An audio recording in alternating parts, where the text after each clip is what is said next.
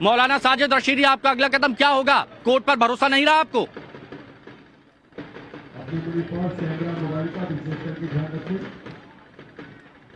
और कुर्सी में बैठ के कोई भी व्यक्ति खाने पीने का कोई भी सामान ना ही खाएगा ना ही पिएगा, ये सब करना है।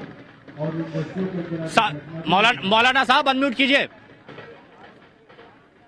आपकी आवाज नहीं आ रही। तो मैं ये कह रहा हूँ, मेरी आवाज आई? सुन पा रहे हैं आप? जी जी बोलिए। मेरी आवाज आई? आ रही है, बोलिए। मैं ये कह रहा हूँ, अगर मुसलमानों को कोर्ट पर भरोसा ना होता तो सुप्रीम कोर्ट की सारी चीजें हमारे फेवर में आने के बावजूद जो आस्था पर फैसला हुआ वो मुसलमान खामोश रहा ना उस पर। इससे ज्यादा क्या चाहते हो हमसे भाई? आप क्या चाहते हो कि मुसलमान जो है कोर्ट के फैसले को लेकर सड़कों पर आए? ऐसा नहीं है। मुसलमान ये नहीं चाहता कि देश में हम किसी तरह से विद्रोह तो फैलाएं। मफ्ती साहब क्या कर रहे थे? मुस्लिम पर्सनल लॉ बोर्ड की तरफ से जो आज प्रेस कॉन्फ्रेंस की गई वो क्या थी? तो प्रेस कॉन्फ्रेंस करना क्या कि आस्था के आधार पर आजकल फैसले होने लगे हैं। राम गोपाल यादव कहते हैं कि गलत फैसले भी दे दिए जाते हैं। अरे तो राम गोपाल यादव मुसलमान हैं क्या? या मुलायम सिंह जिसने ये पूजा बंद की थी वो मुसलमान थे क्या? अरे तो मदनी साहब तो हैं। किसी मुसलमान ने पूजा बंद करने के लिए याचिका लगाई थी क्या? मदनी साहब तो हैं। क्यों टारगेट करते हैं भाई? हर काम में मुसलमान को क्यों टारगेट किया जाता है? मुसलमान तो संवैधानिक तरीके से। अरे तो आप बयान नहीं सुन रहे क्या? किस तरह की बयानबाजी यहाँ पर दी जा रही है? ये बयानबाजी है। संविधान में क्या हमें अधिकार नहीं बयान देने का भी? तो क्या यहाँ बयान देने पर भी पाबंदी है? तो सीधे कोर्ट पर सवाल खड़े कर देते हैं? छीन ली गई है क्या? ये तो सीधे कोर्ट पर सवाल खड़े कर देंगे आप? नहीं तो आप जो शब्दों का इस्तेमाल यहाँ पर किया गया मुस्लिम पक्ष की तरफ से, जिसमें वो कह रहे हैं कि अब आस्था के आधार पर फैसले होने लगे हैं, क्या आपको यही लगता है? तो बिल्कुल होने लगे हैं। बाबरी मस्जिद में क्या हुआ है? बाबरी मस्जिद में आस्था पर फैसला हुआ है ना। जब कोर्ट ने कहा कि बाबरी मस्जिद इनलीगल तरीके से तोड़ी गई, अच्छा। 1949 में मूर्तियां गलत तरीके से रखी गई और फिर भी जमीन जो है रामलला को दे दी गई, तो ये आस्था पर फैसला हुआ है ना।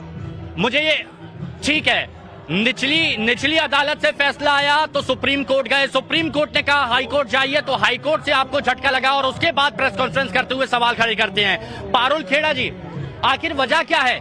क्या हर जगह अदालत से मुस्लिम पक्ष की तरफ से जो याचिका है वो खारिज करती जाती है? तो वो क्या आस्था के आधार पर है या फिर अच्छे तरीके से अपनी बात रख नहीं पाए, सबूत पेश नहीं कर पाए? देखिए ये संविधान को भी इन्होंने मानना बंद कर दिया है। ये कोई साक्ष्य नहीं, सवाल है मेरा। ये कोई साक्ष्य नहीं मानते थे, ये ना हमारे धार्मिक साक्ष्य मानते थे, ना जो हिस्टोरिकल एविडेंस माने हैं। इन्होंने तो एएसआई की रिपोर्ट को भी मानने से ये मुंह मोड़ लेते हैं उससे भी और बोलते हैं कि हम उस रिपोर्ट को नहीं मानते हैं। अब आज जब इनको एक और हार मिली है, देखिए सत्य परेशान हो सकता है, पराजित नहीं। ये जितनी कोशिश कर ले, इन्होंने कमीशन रुकवाने की पूरी कोशिश करी, इन्होंने सर्वे रुकवाने की पूरी कोशिश करी, इन्होंने पूजा रुकवाने की पूरी कोशिश करी, बट ये कहीं भी कामयाब नहीं हो रहे। तो अब ये थोड़े बौखला गए हैं, इसलिए सड़कों पे उतरने की बात आते हैं, देश का माहौल ये खराब करने की बात करते हैं और हमें बातें करते हैं। हम एक सभ्य तरीके से संविधान के रास्ते से एक लॉ सूट हमने फाइल किया जिसके लिए हम तहत लड़ रहे हैं। हम कोई दंगे फसाद नहीं करते, ना ही उसकी बातें करते हैं। और ये इस तरीके का बयानबाजी करते हैं, कोई इनके नेता बोल देते हैं कि एएसआई तो दासी है हिंदुओं की, इस तरीके के बयान करते हैं। ये खुद इनका खुद पॉलिटिकल एजेंडा है। देखिए सत्य सबके सामने है, तहखाना में इतने सबूत, पूरे परिसर में इतने सबूत मिल गए हैं, इतने पुराने साक्ष्य मिले हैं। ये भी बोल रहे थे मूर्तियां रख दी गई राम मंदिर के मामले में, तो ये 11वां भी में क्या कहेंगे? जो 6वीं और 7वीं सदी की भी जो मूर्तियां मिली है, गलती का है क्या मुस्लिम पक्ष अपनी दलीलें सही तरीके से रख नहीं पा रहा कोर्ट में? कमजोर कड़ी क्या है मुस्लिम पक्ष की? देखिए मैं सिर्फ 2 चीजें बोलना चाहूंगी। इतिहास गवाह है कि हमें अपने पूर्वज जो हैं उन्हें किसको मानना है। हमें ऐसे लोगों को मानना है जो औरंगजेब और बाबर थे, जिन्होंने मंदिरों को गिराकर वहाँ पे मस्जिद बनाए हैं, या आज हमें अपने पूर्वज इस देश के निवासियों को मानना है जो कि एक अच्छा लेवल, एक स्टैंडर्ड बनाकर ऐसी जगहें दे रही हैं, विवादित स्थल दे रहे हैं जहाँ पे उन्हें मस्जिद नहीं चाहिए, जहाँ वो अमन और चैन को आगे फैलाने के लिए वो जगह जो है दे रहे हैं, कोर्ट का फैसला भी मान रहे हैं और अपने मन से मानते हुए भी वो जगह दे रहे हैं कि वहां पे मंदिर बना दीजिए। मैं औरंगजेब और बाबर को इतिहास के तौर पे ये मानती हूँ कि उन्होंने सबसे बुरा काम जरूर ये किया कि उन्होंने मंदिर गिराए, पर हाँ, एक बहुत अच्छा काम औरंगजेब ने किया कि उस जगह का नाम उन्होंने ज्ञान वापी रखा गया। ज्ञान का कुआं, जो कि एक संस्कृत शब्द है, वो कोई पर्शियन शब्द भी नहीं है, वो एक संस्कृत शब्द है, जहाँ पे ज्ञान वापी, वहाँ एक ज्ञान का कुआं है। एएसआई ने रिपोर्ट दिखाई है, वहां पे आपको इम्प्रिंट्स मिल गई है, और एक सच्चे मुसलमान का फर्ज ये बनता है कि वो ऐसी किसी भी विवादित स्थल पे नमाज ना अदा करे।